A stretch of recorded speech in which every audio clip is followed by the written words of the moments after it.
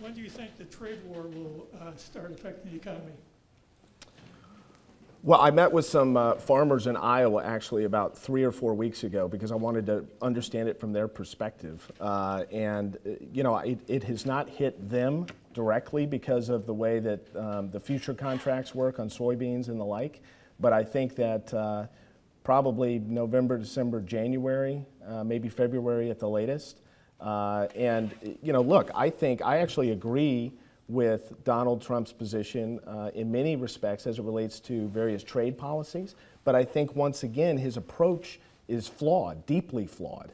And I think he is overestimating his power to convince the Chinese to change their ways. I mean, the Chinese, as a general proposition, have a completely different outlook than we do. They have a long-term outlook, and they are well insulated on a number of these policies. And so I think that they can withstand a lot of pain, a lot more pain than Donald Trump thinks they can.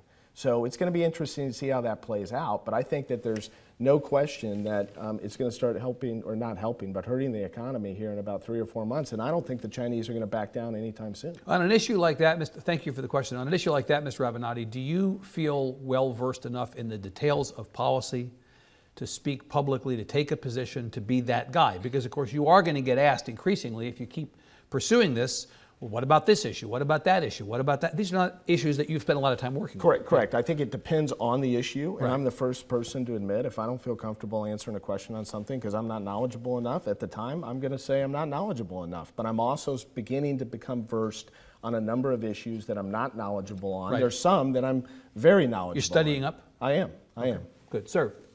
Hello.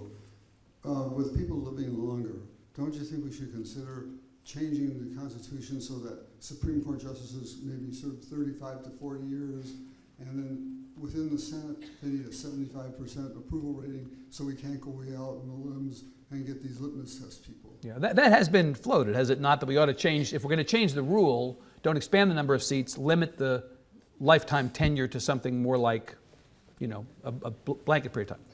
I think it's going to be nearly impossible to change the tenure position relating to the court. I actually You think it's easier to change the number of seats? I do. I actually do, because I've done a lot of research on this relating to how the number, you know, the number of seats is not set forth in the Constitution.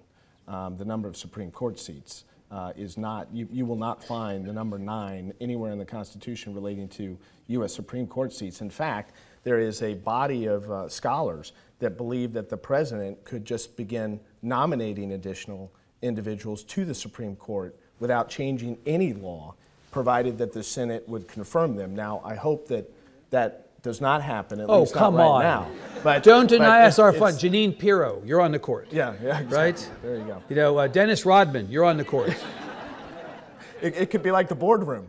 Well, honestly, it's like the reverse apprentice. You're hired, is what it is, right? Yeah, but I think that, you know, while there may be a lot of people may want to argue for limiting the tenure of justices, I think that's going to be very, very difficult to do. And if you actually look at the age that most justices are appointed to the court, you know, they ultimately end up serving somewhere in the 35, 40-year, 30-year range. Yep. Ma'am. Hi. Hi.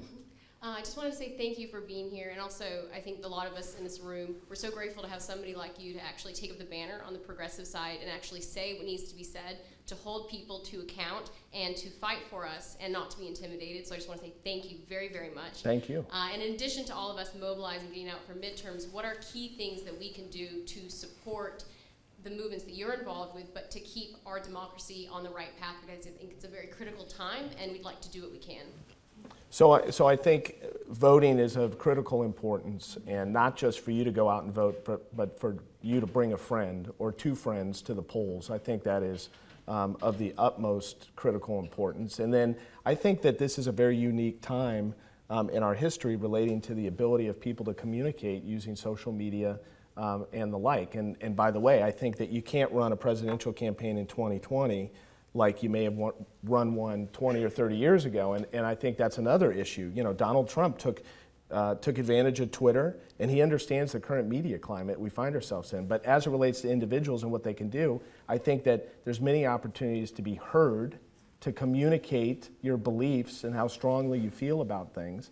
And I think that's very important. Public discourse, I think, is of critical importance today, probably more so than at any point in time in my lifetime. So, thank you. If you run in 2020, I would support. All right, thank you. But you got one vote. There you go. There you go. It was worth the trip. Good. She Ma'am. asked what I was going to ask, so I just want to say thank you so much. I think you're Thank a you. patriot, and thank you for being a thorn in the side of this Thank you, administration. thank you. So thank you. You know, I thank you. I appreciate that. You know, I also wanted to add, you know, I've announced that in the event that Donald Trump comes down here to support Cruz at this rally, Right. that I'm going to hold a counter rally at the same time. Yep. And so, And you know, back to since you bring that up, back to the idea that Avenatti's association with things may be controversial. There are Democrats in Texas whose response to your announcement that you were going to do that was, please don't come. well, but We don't want you to come. We want to get people to vote. We want to focus on not big theatrical rallies. We want to basically go to work and get people elected. But and I think that they were outnumbered by the people that were supportive. But I do want to address that. Yeah. You know, I think I saw some message or somebody said, you know, be careful because Texans don't like outsiders coming down to Texas, right? And so I thought to myself, you know, that's pretty funny because my mother was born on a cotton farm in Louders, Texas. A lot of people was, don't. is that right? A lot of people don't know this. Yeah, let's do that. All right? So, you know, my mom was born on a cotton farm in Louders, Texas, population 300 outside of Abilene. When she was born, they didn't even have a midwife. Her grandmother helped her mother give birth. My mom didn't have electricity till she was 6 years of age. Ultimately found her way to Dallas. My half-brother was born at Baylor Hospital. My grandmother had a hair salon a couple blocks from Dealey Plaza in Dallas, Texas. So my entire family on my mother's side is from Texas. They're all Texans. So I saw this message about, you know, be careful because Texans don't like non-Texans coming down here, especially as it relates to politics. And I thought, well, this is great because, you know, in my house, we didn't have gold toilets under our ass. And, you know, I mean, I don't think Donald Trump knows anything about Texas, but he knows a lot about Manhattan. So I'm looking forward to the rally. So you intend to run as a Texan? That's No, I will not run as a Texan because I'm not a Texan, but I just found that to be somebody a with little somebody with Texas roots. You know, There you go. we love that, sir. Thank you. We in Austin all know about the Louders limestone. We use it here. There you go. Indeed, we do. Yeah. Yeah, so my question is this. You've indicated and demonstrated that you're pretty good at making predictions. I'm just wondering if you'd be willing to get on the limb and make some predictions of what's going to happen in the next days, weeks. Right, with the understanding that anybody in the business of making political predictions in the last election cycle knows never to make predictions again, right? I mean, Correct. that's it. But where is this heading? What's going to happen? Is Kavanaugh going to get confirmed? Well, I mean, I think it's all going to come down to his performance right now as we sit here relating to, you know, I thought Dr. Ford's testimony went about as well as it could have possibly gone. I don't know that you could have done any better job than she did. I mean, under those circumstances, I mean, she did a remarkable job. Now, I watched the first part of his testimony. I watched his introductory statement. I thought he came in very defensive. He was hot. Incredibly angry. I don't know that anybody here saw it, but I was actually surprised because he made Clarence Thomas look shy and you know, quiet, frankly. So I was surprised at how he started his testimony. But don't you think today. that is him reacting to the word that the president was unhappy with how slack he had been on Fox, and so he decided to come in hot? Audience of one. Audience of one. Don't you Well, think? yeah, but the problem is it needs to be an audience of three, right? The two female Republican senators and Flack. I mean, that's really the audience. Flake. Flake, yeah. I mean, well, sometimes Flack. Sometimes. But I mean, the problem is that, you know, Donald Trump, I mean, the audience of one isn't going to do anything for him unless he's worried about the nomination being pulled. So I think you're going to know more after today. I would like to think that they're going to push the pause button, allow the FBI to come in and investigate, allow my client to testify. But look, here's what I'll say. You know, the Republican Party in general has proven repeatedly over the last 2 years that they are now in a different zone. They're willing to put party over country. They are. I'm sorry. And I stand by that. They just absolutely are. And I think they're going to try to ram through this nomination. And I think they're unfortunately likely to succeed.